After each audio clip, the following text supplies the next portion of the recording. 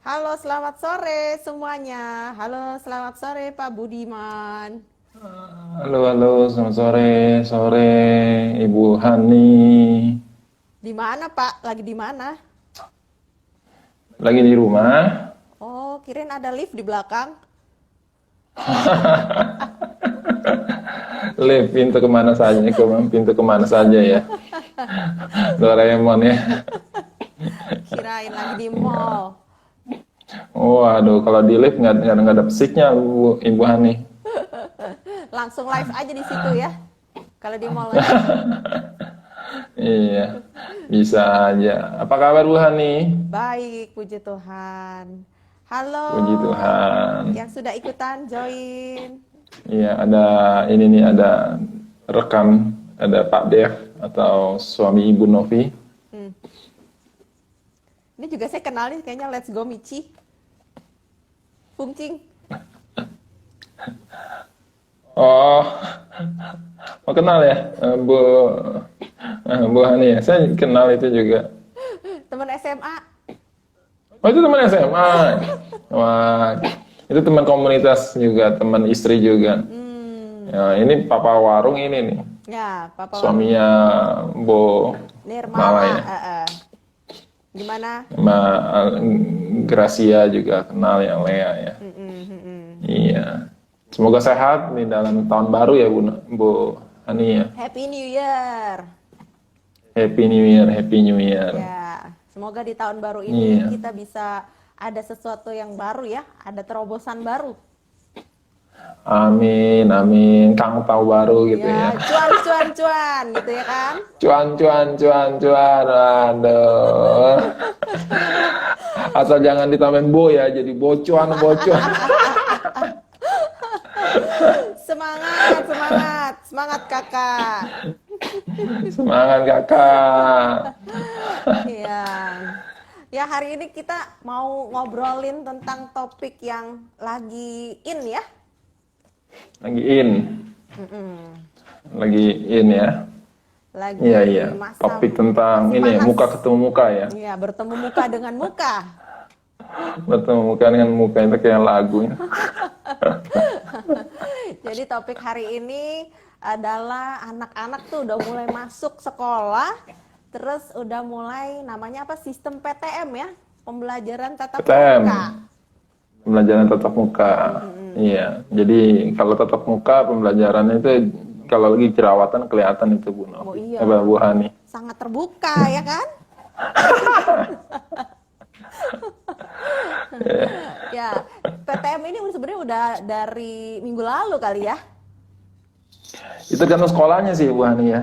IPK gimana? Mungkin sebelumnya juga ada yang udah bentuknya setengah-setengah ya, hybrid atau on off ya, on off, online offline. Tapi kan kemarin ya belum lama ini kan ya ada 100% ya, bagi di wilayah Jakarta ya PTM ya. Ya, tergantung sekolahnya mungkin itu semua kembali kepada ya pelaksanaannya di sekolah ya. Mungkin melihat Tapi mungkin iya. zona ya, zonanya. Sama apa mungkin teman-teman juga kalau lagi di jalan naik mobil atau naik motor ya mulai dari minggu kemarin atau ya minggu ini atau minggu kemarin mungkin mulai sering lihat kali di jalanan ya anak-anak ya. Terus mungkin ada mulai terjebak macet gitu kan kalau di depan sekolah. Ngeliat orang tua pada menunggu untuk menjemput begitu ya. Padahal katanya nggak boleh ngeriung ya. Ngeriung tuh bahasa Sunda ya. Nggak boleh Ayo berkumpul. apa? Well, ya kayak ngeriung itu berkumpul ya. Iya, iya. Tapi kalau ibu-ibu boleh ngeriung ya, apalagi gosip ya. Boleh dong, sambil cemil-cemil, Boleh ya. ngopi-ngopi ya kan. Ngopi ya. Iya, iya, iya. Iya, ya gitu sih. Ya Bu Hani ya. Ya memang kan PTM ya sudah mulai ya. Iya. Di PTM ini sebenarnya tuh kalau buat saya ya, buat saya secara pribadi tuh hal yang membuat hati saya tuh antara senang tapi juga ngerasa ada kekhawatiran. Apalagi kan sekarang ada varian baru ya, seperti makanan ya, varian donat gitu ya, varian apa Omikron begitu. Omikron, sempat ada Deltacron ya, terus apa lagi tuh? Ada yang katanya influenza campur corona, bukan makanan aja yang bisa campur dan yang lain ya. Nah, jadi kayak Iya, ada begitu perasaan sih. campur aduk ya antara senang tapi juga khawatir ya. Senang kan karena akhirnya anak kita bisa keluar dari Akhirnya. rumah, belajar bergaul dengan teman-teman yang lain gitu ya. Setidaknya kita Betul, sebagai betul. mami-mami itu agak berkurang ininya ya, apa beban untuk belajarnya anak-anak kita ini gitu. Mungkin mami-mami yang lain juga Iya. apakah mungkin ada juga mengalami hal yang sama gitu ya dengan saya ya? Iya, iya. Kan kalau sejak online itu kan kita sebagai orang tua, mami atau pak, ya kebanyakan mungkin mami ini ya, merasakan lah ya, jadi guru itu tidak mudah ya, Ya. tidak mudah dan yang lain. Iya, betul sekali sih Bu Hani. Banyak juga ada yang merasa senang ya. Bahkan udah dari semester lalu juga banyak juga yang mengatakan, ya pas lagi ada pemilihan kah, boleh offline atau online, ada yang semangat kan milih online. Oh iyalah, ini aduh pusing lah kalau di rumah dah, gimana dah, apalagi kalau yang anaknya lebih dari satu kan gitu ya. Kapan sih masuk online gitu ya, udah deh online. Nah, lalu juga mungkin ada orang tua yang stres ya, frustasi ya. Frustasinya kenapa? Ya banyak kan fenomenanya sejak online ini anak-anak malah jadi addict gadget ya, addict game. Terus juga ya mungkin orang tuanya merasa pembelajaran online kurang efektif ya, karena ya kan kehadiran otoritas itu tidak langsung ya. Banyak anak-anak yang kalau lagi online ya tinggal buka new tab, ya buka YouTube kah, buka Roblox kah, buka game yang lain kah, dan orang tua merasa frustasi juga ya menjaga dan yang lain. Ya banyak juga yang merasa senang. Tapi betul juga kayak kata Bu Hani. Tapi banyak juga yang sebenarnya dakdikduk gitu ya, takut ya, khawatir ya, cemas. Mungkin ada juga yang melakukan protes, mungkin ada yang melakukan, aduh kenapa sih ngapain? Atau mungkin kalau ditanya mau memilih yang mana, kalau masih dikasih pilihan dengan semangat langsung dengan sigap menjawab, enggak, anak saya nggak usah ikut PTM dulu deh. Ya sah-sah aja sih Bu Hani ya. Karena berarti sebenarnya perasaan itu kan wajar ya. Sah-sah saja dan perasaan itu normal-normal juga. Yang merasa takut, khawatir, ya itu hal-hal yang wajar sebenarnya ya. Wajar yang dialami oleh setiap kita atau ibu-ibu atau ya bapak-bapak yang bisa merasakan khawatir itu. Ya tidak bijak juga kalau kita memberikan judgement bahwa itu tidak itu sesuatu hal yang gangguan dan bukan. Itu sih sebenarnya hal yang wajar ya. Ya khawatir, cemas, waduh, bukannya anaknya yang cemas, orang tuanya. Waduh minggu depan ya udah PTM ya, waduh tanggal 17 nih, atau besok nih udah ada yang masuk nih PTM, aduh gimana ya. Udah dari kapan udah mulai ngecek itu ya, persiapan hand sanitizer kah, alkohol kah gitu ya. Sudah mulai stok masker lah gitu kan. Mungkin ada yang mulai ya gelisah dan yang lain, ya orang tuanya yang lebih gelisah. Ya itu menurut saya itu perasaan yang wajar sih, perasaan yang wajar dan normal. Termasuk kalau yang tadi senang. Jadi jangan sampai kita ada dua kubu orang tua yang senang. Kamu ya kok khawatiran gini, itu yang kubu khawatiran. Kamu nggak kok malah mendukung sih PTM dan senang gitu. Ya menurut saya sih itu perasaan yang wajar-wajar saja yang bisa dialami oleh semuanya. Bahkan termasuk kita sebagai psikolog gitu kan. Nah, tapi pertanyaannya yang bukan pertanyaan, tapi maksudnya sesuatu yang kita perlu pikirkan. Pertanyaannya ya rasa takut, cemas itu wajar. Tapi masalahnya kalau berlebihan itu. Nah, berlebihan itu yang bisa berbahaya, menghambat gitu, menghambat dan juga kita bisa mengalami gangguan gitu kan ya. Nah, jadi sebenarnya rasa takut wajar, Tapi kalau berlebihan, nah itu yang kita perlu waspadai sih ya. Kalau berlebihan, ya itu yang kita perlu jangan sampai lah mengalaminya. Sama juga kalau yang senang tapi akhirnya senang tapi kebablasan, tidak ada rasa takut. Akhirnya kalau senang tapi tidak ada rasa takut ya nggak jaga-jaga ya. Wah iya udah ayo nggak ada jaga-jaga. Ya, mungkin ya tadi ya persiapan masker lah, persiapan ini. Oh nggak ada masker ya, udah nggak apa-apa ntar kamu tutup aja pakai baju atau apa misalnya. Ya itu ya nggak baik juga begitu kan ya. Itu sih ya. Ya itu ya Bu Hani ya. Ya memang kadang-kadang kita sebagai orang tua cemas itu boleh kita terima ya, kita boleh menerima kecemasan kita boleh menerima perasaan kita gitu ya. Kalau dalam istilah psikologinya validasi emosi ya bahasanya, validasi emosi. Keren bahasanya. Jadi setiap kita ini perlu menerima kekhawatiran, perlu menerima perasaan kita gitu ya. Tapi jangan lihat segala sesuatu dari sisi negatifnya aja ya. Kita juga perlu lihat dari sisi yang lain gitu. Betul. Nah, untuk sisi yang lain nih ya, sebenarnya kalau orang tua kekhawatirannya kayaknya nggak hanya gara-gara virus nih Pak. Kalau saya pikir-pikir gitu ya, ini udah kurang lebih 1 tahun lebih ya berarti ya? Lebih udah dua lebih bahkan Iya ya, 2 tahun lah ya gitu untuk anak-anak belajar di rumah yang biasanya didampingin. Terus kita sekarang harus melepas anak nih, khususnya untuk anak-anak yang usia ya 1 sampai 3 atau 4 gitu ya, yang biasanya tadinya didampingin. Terus kita harus melepas dia di sekolah, dia belajar sendiri. Sebagai orang tua ada tuh khawatir rasanya, enak bisa nggak ya? Yang seperti Pak Menteri bilang, jangan-jangan learning loss. Jangan-jangan ada masalah tuh di pembelajaran gara-gara ya namanya pembelajaran jarak jauh ya, nggak optimal kan gitu. Nah kita mulai khawatir nanti kalau di sekolah bisa nggak ya anak saya mengikuti. Betul sekali Bu Ani. Ya itu memang sesuatu hal yang kalau saya amati mau saya katakan sebenarnya semua kita itu menghadapi pandemi ini nggak ada yang 100% siap. Jadi tidak ada yang siap. Termasuk juga efek-efek dari pandemi ini ya.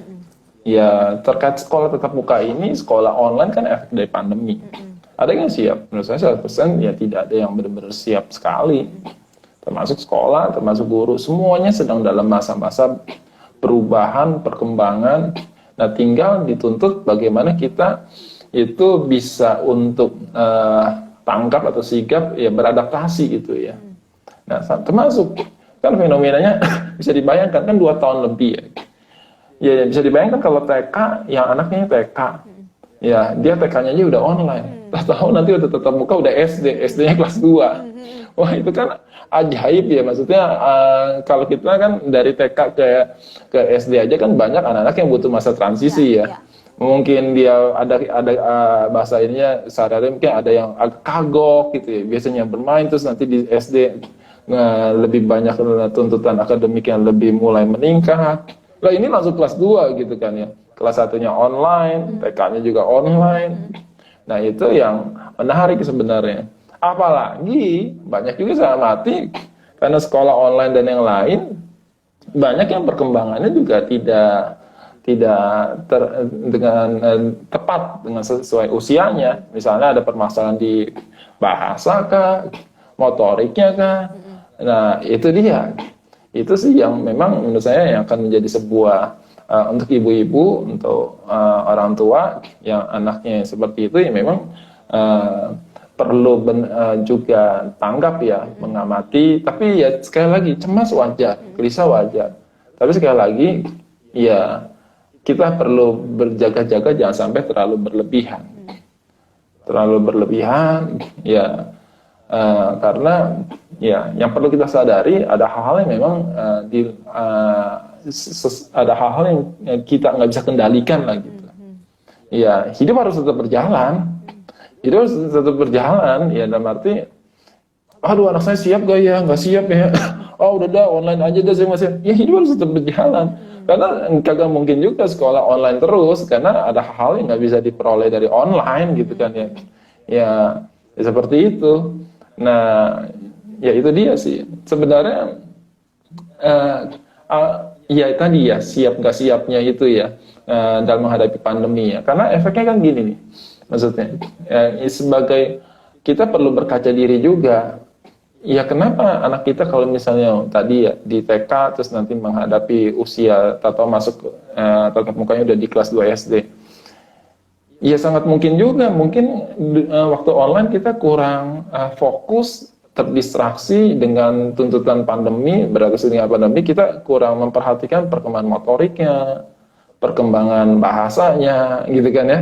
Iya, selama ini udah dah papi mami juga kerja, udah dah kasih tap aja dah, atau ini dah, akhirnya ya berkembangnya ya tidak sesuai, misalnya gitu kan.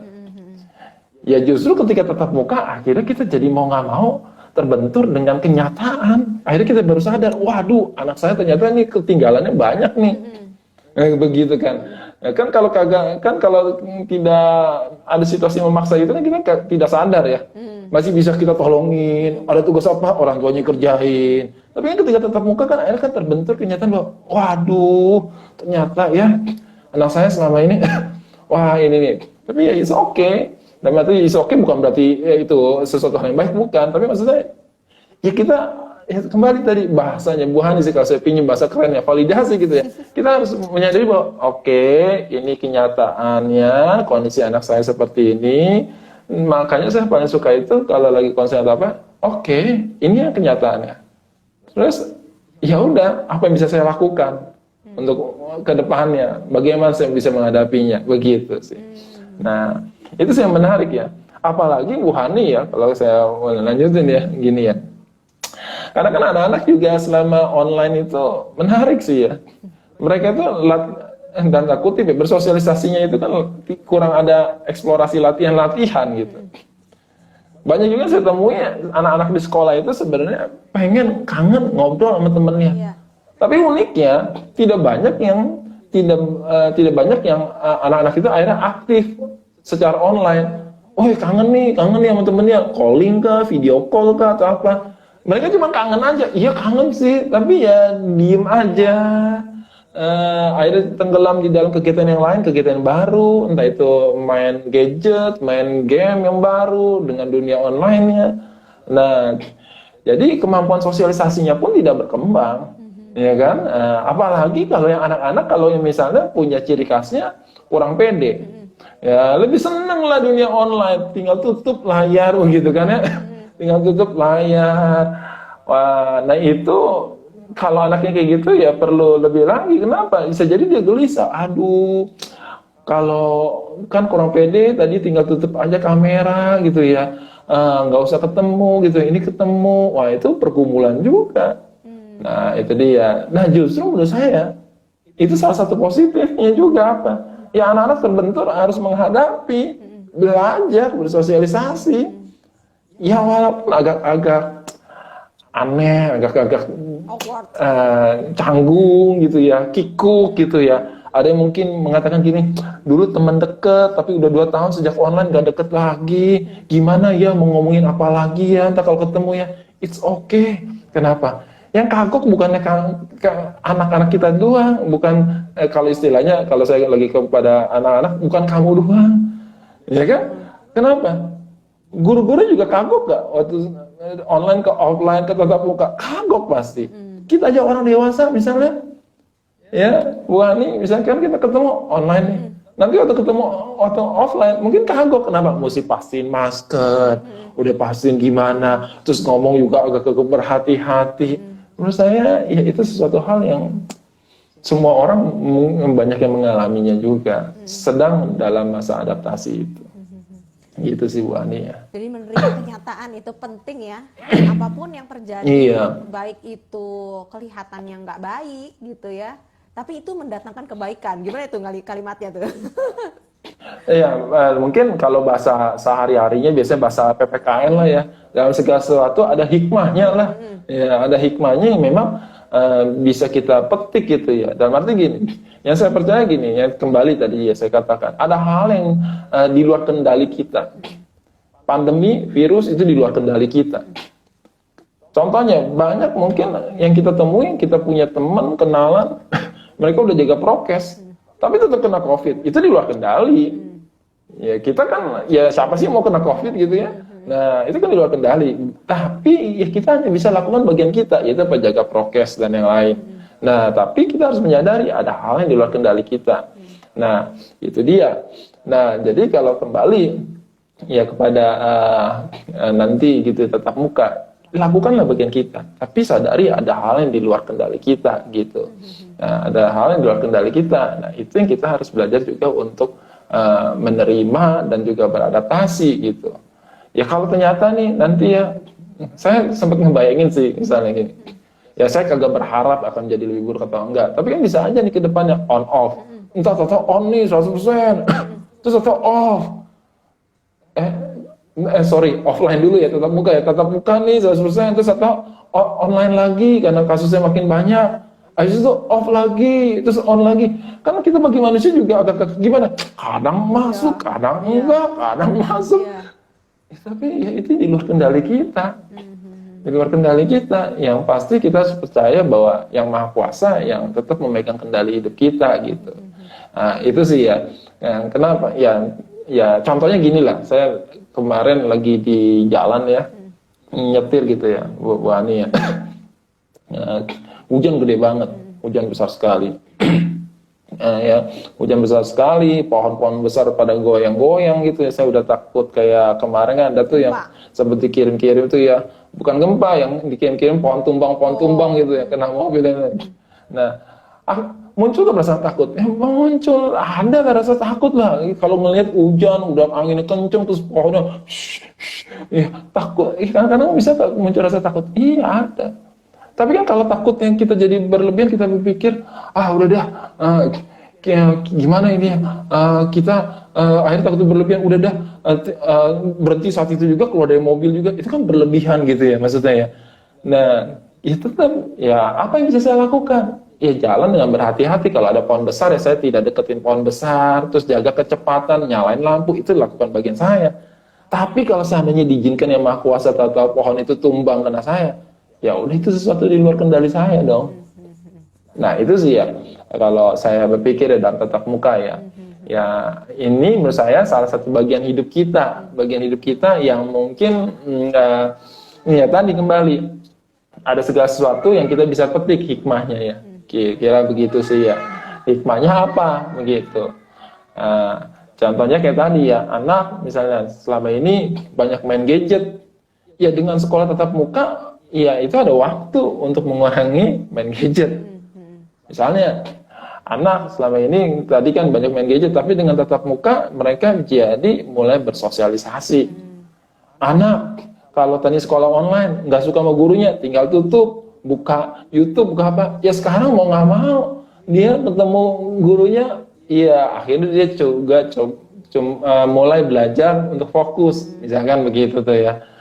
Seperti itu sih ya Bu Hani ya. Sama misalnya ya untuk orang tua, ada juga orang tua yang udah nyaman dengan sekolah online. Kenapa nyaman?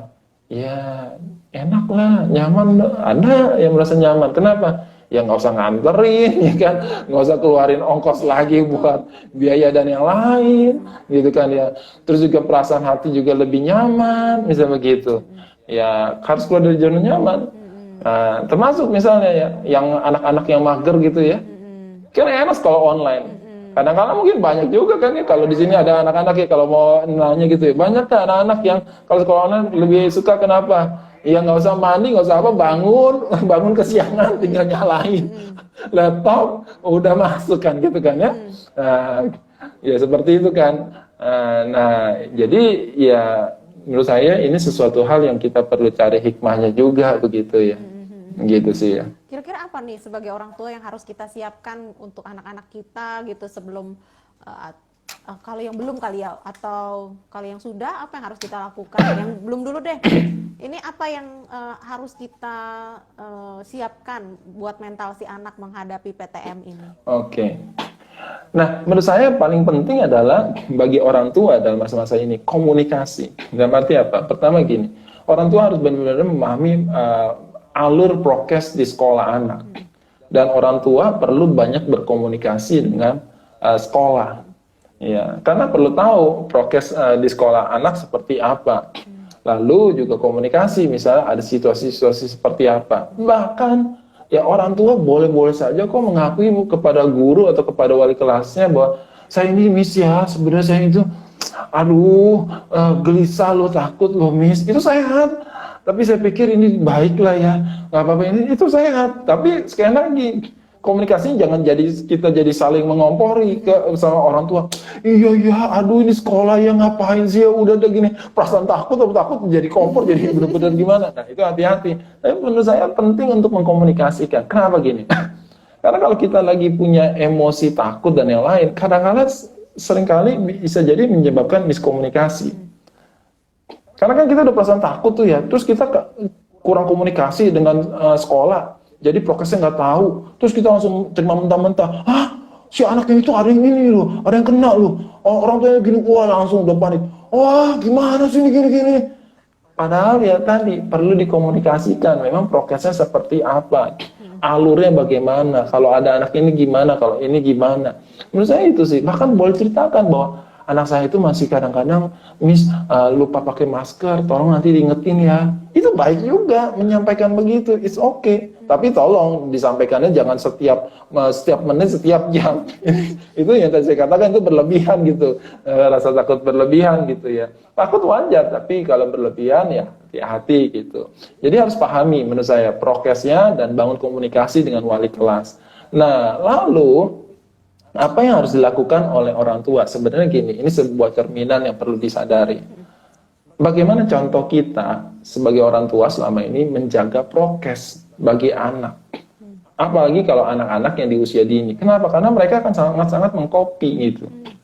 Kalau kita jadi orang tua yang seringkali selonong boy gitu ya, selonong boy bahasa apa tuh ya? Selonong gitu, lupa pakai masker gitu ya. Atau gimana? Iya jangan kaget juga kalau orang tuh anak-anaknya juga begitu. Nah, ini cerminan kita sendiri kok begitu. Cerminan kita sendiri bagaimana selama ini kita menjalankan prokes gitu ya. Karena anak-anak akan karena menurut saya selama 2 tahun ini prokes itu menjadi nilai-nilai keluarga. Kenapa? Prokes di keluarga masing-masing beda-beda. Ya kan prokes di keluarga masing-masing beda-beda, walaupun udah ada pakemnya ya dari pemerintah ya, tapi tetap gak beda-beda gak pakai maskernya, pakai masker aja yang putih atau yang biru yang di belakang aja itu sering jadi pro kontra, bener gak? Itu tergantung orang tuanya nanti mensosialisasikan kepada anaknya kan, pakai masker yang bener ini, oke ini ya. Silahkan lah, setidaknya pakai masker masih mending lah gitu. Nah itu sih, jadi kita bagaimana jadi teladan juga menjaga prokes. Nah penting juga kalau saya yang bisa dilakukan oleh orang tua gitu ya. Penting untuk mulai membahas kepada anak kira-kira hal-hal positif apa yang bisa dialami oleh anak di sekolah.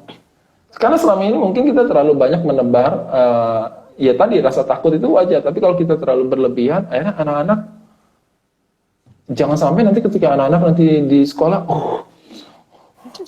jadi nggak enjoy gitu, kebayangnya, wah, virus. Padahal dia sama-sama harus masuk sekolah, tapi dia akhirnya penuh ketakutan gitu ya. Terus pulang sekolah kita meneror dengan pertanyaan yang penuh rasa curiga dan takut. Tadi di kelas semua pada pakai masker gak?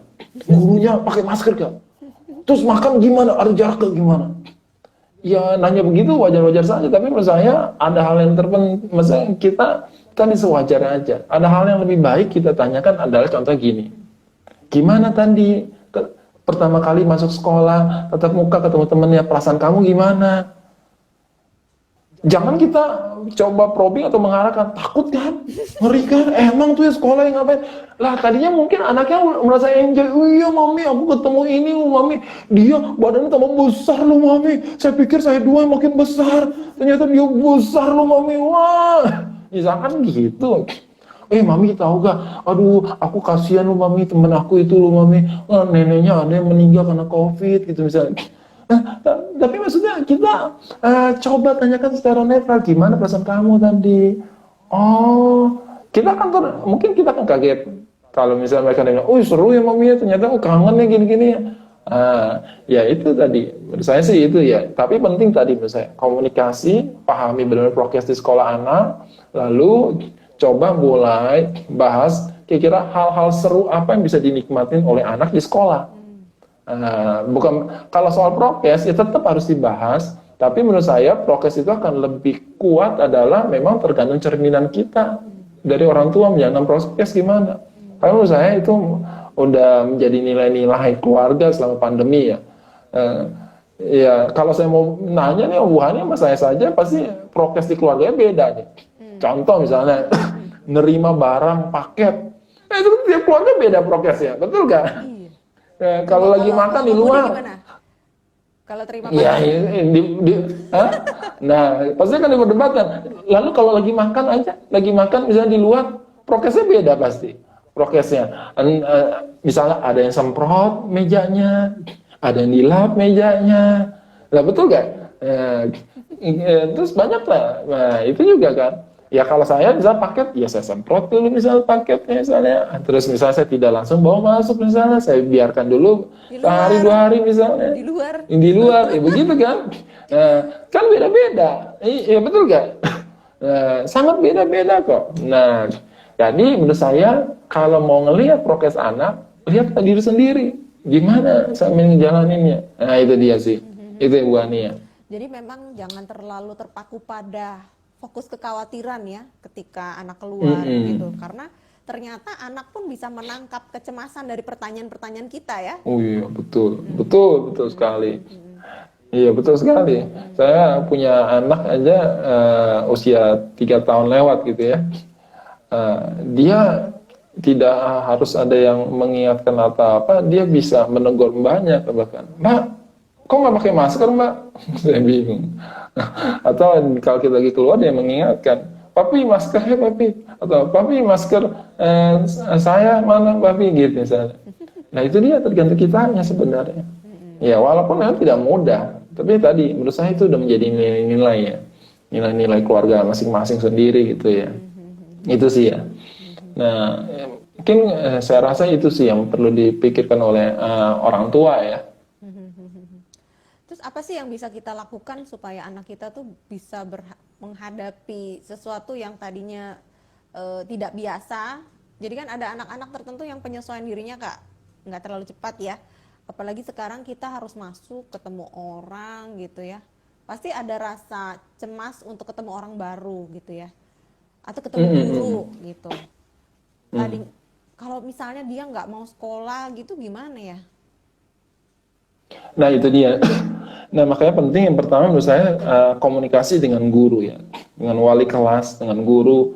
Itu apa? Yaitu spesifikasi anak kita. Karena kan tiap anak beda-beda. Miss anak saya ini orangnya kalau ketemu orang baru gini-gini nih, atau online-nya gini. Nah perlu ada prolog seperti itu ya. Maksudnya komunikasi dengan guru kira-kira pendekatan apa yang bisa dilakukan. Lalu sebelum tatap muka, tapi kan ini kan tinggal besok ya, ada ini sebenarnya ya. Nah, tapi nggak apa-apa dalam perjalanan.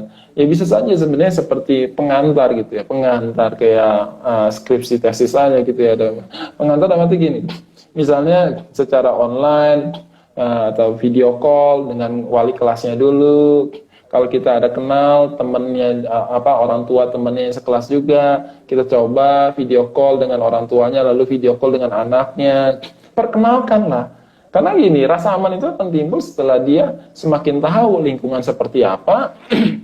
Lalu ya tadi ya ibaratnya bentuknya kayak gimana sih, kalau bentuk tanda kutip gitu ya, lingkungannya kayak apa dan apa. Nah itu penting kita untuk boleh saja melakukan penghantar begitu. Misalnya ya kalau lagi pergi lewatin sekolah, ya ini sekolah kamu loh, nanti kalau tuh masuk nih bentuk fisiknya nih dari luar. Atau ya tadi ya bisa kenalan masa video call dengan gurunya, lihat ruangan kelasnya lewat online, lewat virtual. Menurut saya itu sih ya. Dan makanya ya tadi ya orang tua perlu aktif komunikasi dengan guru, komunikasi juga misalnya kalau kenal ada teman orang tua yang anaknya satu teman, satu kelas, itu baik sekali. Nah, untuk jadi pengantar gitu ya. Nah, sisanya Ini saya lebih banyak ngebahas kalau untuk yang anak usia dini, maksudnya anak usia dini kayak TK, kayak SD lah gitu ya. Sisanya bisa juga dibahas lewat cerita. Cerita dalam arti apa? Buku, dongeng, cerita bahwa apa sih keseruan apa yang bisa dilakukan oleh sekolah, apa di sekolah. Lalu ya lewat cerita, misalnya bagaimana sih kalau ketemu orang baru begitu ya. Nah penting makanya kalau saya selalu kalau lagi konseling menganjurkan kalau anak-anak begitu ya selama lagi pandemi itu minimal ya ketemulah secara online, kita yang fasilitasikan. Ketemu secara online dengan temennya, ketemu secara online dengan sepupunya yang seumuran, bahkan bermain di taman, mungkin ada anak tetangga. Kenapa? Itu terjaga prokes. Tapi itu sesuatu hal yang perlu untuk dilatih lah, latihan begitu lah. Nah, banyak kok ada juga klien-klien saya akhirnya jadi cemas secara sosial gitu, cemas secara sosial dan yang lain. Nah, menurut saya ya itu hal yang bisa sangat terjadi. Ya bayangin 2 tahun kalau yang benar-benar misalnya nilainya keluarganya jaga prokesnya tidak boleh keluar dan yang lain. Ya saya nggak bilang itu nggak salah, bukan. Tapi kan kembali tergantung nilainya. Ada anak yang kayak begitu akhirnya dia merasa udah terbiasa hanya dengan laptop virtual, terus atau nanti tatap muka, wah itu bisa gelisah misalnya. Ada anak yang begitu.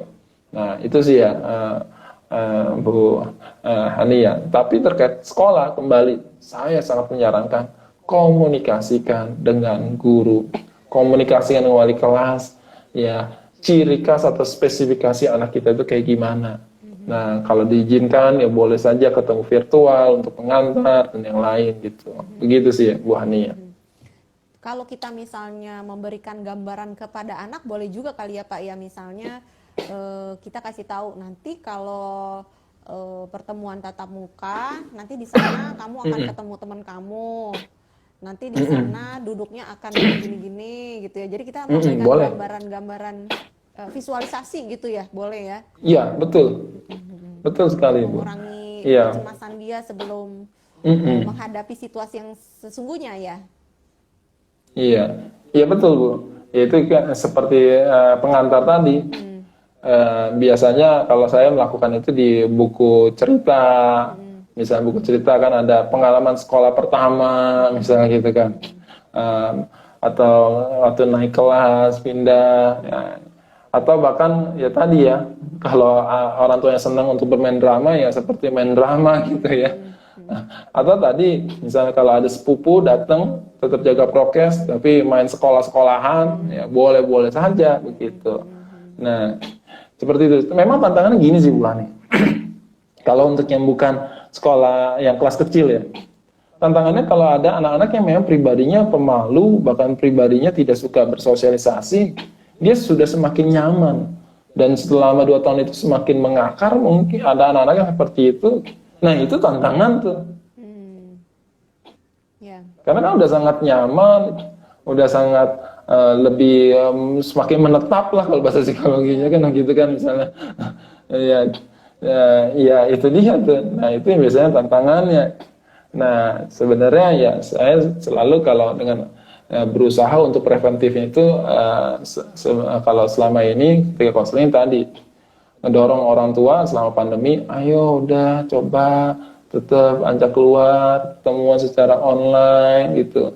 Karena kalau enggak dia akan sudah terbiasa, kan kayak kita lah udah habit pakai tangan kanan begitu.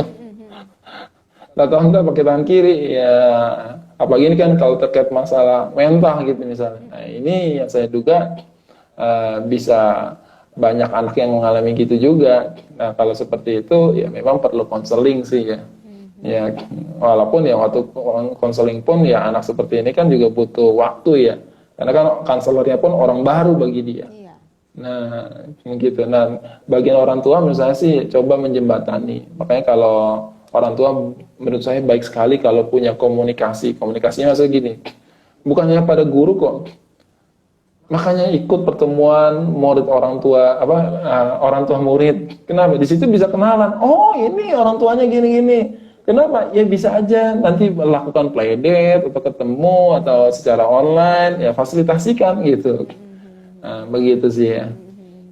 Tapi Itu memang ya, kita Bu. sebagai orang tua juga perlu bercermin dengan diri sendiri ya. Kalau anak kita memang penyesuaian dirinya nggak terlalu cepat, biasanya kan dia juga melihat orang tuanya juga jangan-jangan juga kayak gitu ya.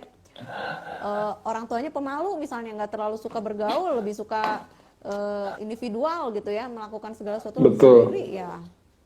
Ya seperti itu ya, jadinya kita Atau kadang-kadang juga orang tuanya menuntut, parnoan, iya, Bu Hani. kadang-kadang kita Parnoan, juga jangan menuntut, bergaul sama ini lu. iya. Ntar gini lu. Jadi kita juga sebagai orang tua perlu bercermin ya, bagaimana anak kita Betul, betul. terbentuk ya, itu mungkin ada sesuatu yang diri kita ada di diri dia gitu ya. Betul. Iya, betul sekali Bu Hani. Ya istilahnya orang tua telah memberikan gambaran tentang lingkungan sosial kepada si anak. Gambarannya apa? Misalnya kayak tadi, oh kamu jangan sembarangan bergaul, ada orang jahat. Ya dia sedang memberikan gambaran bahwa lingkungan sosial atau dunia itu selalu negatif, Nggak aman. jahat. Ya, misalnya kalau lagi cerita, misalnya antara suami dan istri, tapi didengar oleh anak gitu kan, ngapain sih kamu bergaul gitu? Nggak ada untungnya. Oh, udahlah, ngapain sih gini? Anak akhirnya berpikir dalam bergaul itu soal ya mencari keegoisan, keuntungan apa yang bisa diperoleh, begitu misalnya kan gitu ya. Atau misalnya, udahlah, ngapain sih ketemu-ketemu gitu? Aku nggak kagak suka lah ketemu-ketemu gitu. Ya anak akhirnya juga belajar bahwa iya ya, ngapainnya ketemu-ketemu ya, misalnya gitu ya. Gitu, betul sih Bu Ani. Iya. Nah, supaya anak merasa lebih mandiri nih. Tadi kan kita udah ngomongin tentang kecemasan. Terakhir kalau misalnya kita mau anak kita lebih mandiri, apalagi besok ya, susah juga ya besok mau sekolah terus kita melatih kemandirian. Mungkin sekarang sambil mereka sedang menjalani PTM, mungkin bagaimana orang tua membekali anak-anaknya dengan kemandirian begitu, supaya nanti di sana nggak kewalahan, nggak kelabakan gitu. Anak jadi kebingungan sendiri karena biasa papa dibantu. Betul sekali. Betul sekali sih Bu Ani. Itu yang juga salah satu dugaan saya, prediksi saya bisa muncul tuh fenomena. Kenapa selama online kan banyak fenomena yang dibantu oleh orang tua gitu kan. Dibantu orang tua dan itu yang bisa dimaklumi sih. Tapi yang akhirnya anak sudah terbiasa. Dan itu akan membentuk daya tahan dan daya juang misalkan gitu. Nah, apa yang bisa dibantu ya? Mulai dari kehidupan sehari-hari sih ya. Kalau anak-anak yang masih kecil, kemandirian dengan beresin mainan sendiri, mencoba belajar makan sendiri. Kalau untuk anak-anak yang sudah lebih dewasa ya kemandiriannya gimana? Ya ini tergantung dengan keluarga masing-masing. Misalnya habis makan, apakah dia perlu mau makan aja perlu disuguhi, disendokin dan yang lain. Ya belajar mandiri. Sesudah makan piringnya mau ditaruh di mana? Ya menurut saya mulai dari hal yang simpel ya. Seperti itu ya. Jadi itu sih ya menurut saya ya. Itu dimulai dari rumah dengan kehidupan sehari-hari ya. Itu untuk melatih kemandirian sih menurut saya ya. Hal itu bisa dilakukan dan itu ya mulai dari hal kecil seperti itu kok. Karena nanti kalau terkait sekolah ya banyak hal. Nanti kan dia biasanya nih kemungkinan nanti yang akan terbentur nih soal nyiapin buku lah, lupa PR lah. Ya itu kan karena selama ini kan kalau online nggak perlu nyiapin buku. Buku ada di sebelah. Tidak perlu siapin buku buat dibawa, ya kan? Nah, lalu kalau kerjaan PR, ya kalau di rumah ya mungkin masih ada bantuan dan yang lain. Nah, menurut saya itu yang akan menjadi lebih pergumulan sih. Nah, tapi ngebentuknya gimana? Mulailah dari hal yang kecil dari kehidupan sehari-hari. Ya, misalnya, nah ini menarik sih, banyak yang menarik ya. Yang tadi kalau misalnya TK masuk ke SD ya, mereka tidak pakai sepatu kan kalau online gitu misalnya. Nanti kan pakai sepatu, pulang lepas sepatu, nah, itu kan kemandirian juga tuh mau taruh di mana. Iya. Kan selama ini kan sekolah online kan emang ya tergantung keluarga sih, saya nggak tahu ya ada yang sekolah online pakai sepatu ya. ya itu ya menurut saya ya kembali setiap orang tua jangan menyerah dan arti gini sekali lagi tidak ada yang benar-benar 100% siap sih dalam menghadapi pandemi. Tapi percayalah dalam arti apa kita terus menerus yang penting itu adalah mau bertumbuh untuk berubah bertumbuh menjadi lebih baik dan lakukan bagian kita, dan ada hal yang memang mungkin di luar kendali kita, ya it's okay, tetap lakukan bagian kita. Ya itu sih menurut saya. Ya nanti mungkin ya siap-siap Bapak Ibu tetap jaga kesehatan mental, karena mungkin ketika PTM banyak hal yang membuat gejolak hati kita, perasaan kita udah cemas dengan COVID, mungkin tetap perilaku anak kita begitu ya. Itu hal yang wajar menurut saya. Semua orang tua ketika anaknya masuk sekolah pasti ada kecemasan, ada takut, ada khawatir lah. Anak saya bisa gak ikutin pelajaran ya? Anak saya entah berantem gak ya? Anak saya entah ini gak ya? Pasti ada. Tapi itu kan ada hal yang di luar kendali kita. Kan kita nggak mungkin juga dong tongkrongnya anak kita terus di sebelahnya, kan nggak mungkin. Nah, karena itu saya percaya dalam kehidupan ini ya kita orang tua juga lagi bersekolah, sekolah kehidupan lewat bagaimana menghadapi apa yang dialami oleh anak-anak kita. Itu sih ya menurut saya Bu Hani ya. Dengan kondisi kayak gini, kalau Pak Budi anak udah sekolah Pak? Juni ini masuk ya, Juli ya. Oh Juli ya. Saya memasukkan sekolah sih. Masukin sekolah ya. Dan sudah disiapkan berarti ya? Ya kembali tadi makanya. Saya hanya bisa lakukan bagian saya. Itu apa? Ya melatih dia untuk tentang prokes, melatih dia misalnya untuk kalau lagi di sekolah minggu kan, ya online dia dengerin, ya melatih dia. Ya saya cuma bisa melakukan bagian saya. Ada nggak rasa khawatir? Oh ya ada, tentu saja. Wah anak psikolog ya entah begini begitu ya. Ada nggak? Ya ada. Dan menurut saya itu hal yang wajar. Ya tinggal saya harus menyiapkan diri saya. Ya menyiapkan diri saya, dan saya harus terus menerus membangun kesadaran. Kesadaran apa? Kesadaran akan sekolah kehidupan apa yang saya sedang jalani. Wah, anak ada peristiwa ini.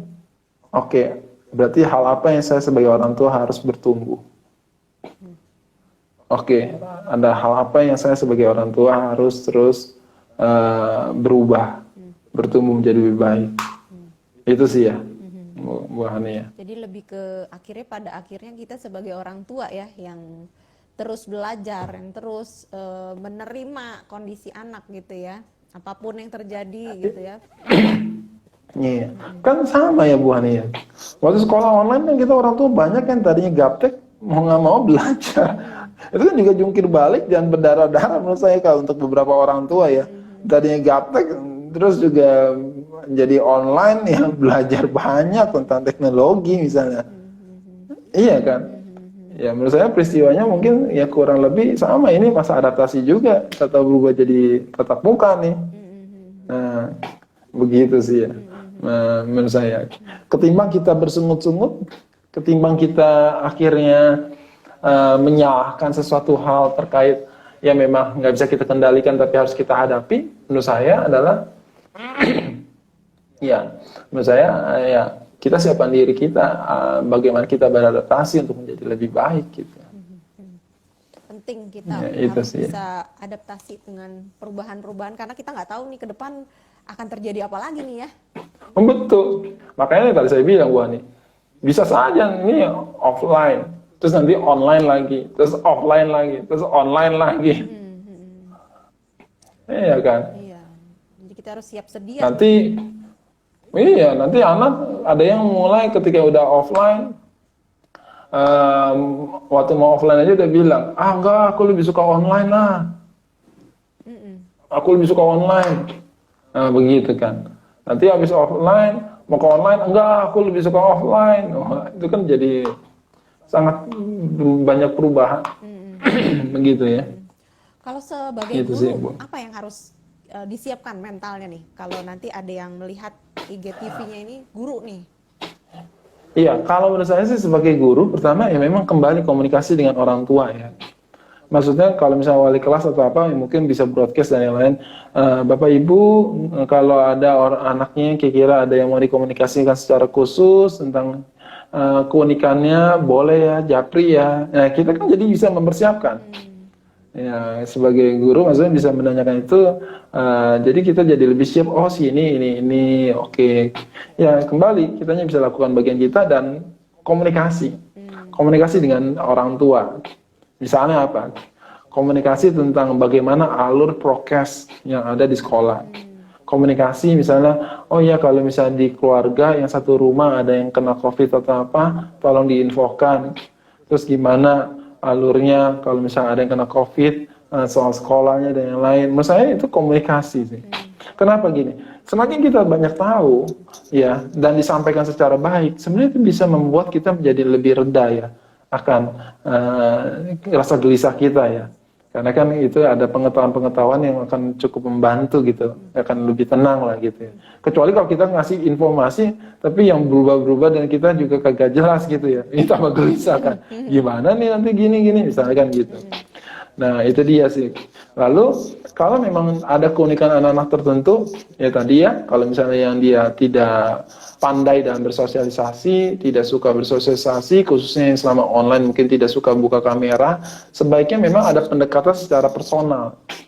Personal, ya supaya apa? Ya itu sebuah itu langkah yang masih bisa kita lakukan sebenarnya untuk menjadi penjajakan ketika dia tatap muka. Ya itu sih ya, menurut saya itu jembatan yang bisa kita lakukan. Pendekatan secara personal, sesudah jam belajar online kah, kita ketemu secara virtual misalnya.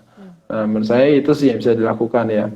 Dan tantangan guru adalah ya tetap ya cuman tetap lakukan bagiannya. Yaitu apa tantangannya? Bagaimana bisa membuat anak-anak betul-betul dalam arti sekolah offline ini ada, mereka bisa merasakan ada nilai lebih ketimbang sekolah online. Untuk anak-anak yang mager ya, untuk anak-anak yang udah enjoy zona nyaman dengan yang online gitu ya, bagaimana bisa membantu mereka merasakan bahwa ternyata asik juga ya offline ya, seru juga ya, ada yang bisa didapati ya. Menurut saya itu tantangan tuh, karena banyak yang kita semua udah nyaman ya, udah nyaman di sekolah online gitu ya. Nah itu sih tantangannya menurut saya sih. Mungkin tantangannya juga beda antara guru di sekolah yang tingkat jenjangnya lebih kecil dengan anak-anak remaja ya. Iya, betul sekali. Kalau di remaja lebih gampang, Bu. Lebih gampangnya maksudnya bukan gampang ngadepin, gampang untuk ngadain ketemuan virtual gitu kan. Ada yang ketemuan virtual dan yang lain. Nah, kalau untuk anak-anak yang remaja dan yang lain, ya justru tantangannya memang juga membahas tentang ini, membahas tentang bagaimana dunia digital ya.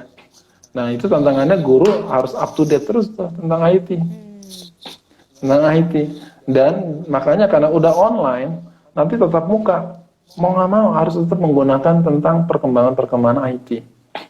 Jangan sampai nih sekolah offline nih, tatap muka nih, akhirnya meninggalkan semua yang benar-benar bentuknya teknologi, kembali kayak dulu lagi gitu.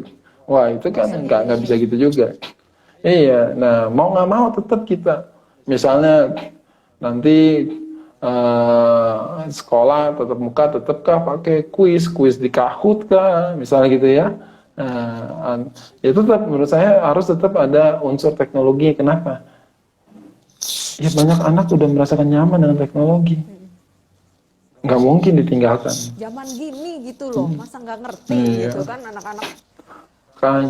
Makanya perlu di up to date lah gitu ya. Up to date terus gitu. Tantangannya memang untuk guru-guru senior sih ya. Guru senior ya bukan berarti saya mengecilkan guru senior, bukan. Ya karena kan memang kan lebih nyaman lagi dengan cara-cara konvensional gitu misalnya. Ya begitulah tantangannya setiap kita ya, orang tua, guru, anak-anak masing-masing punya tantangannya masing-masing ya. Gitu. Betul Bu Hani.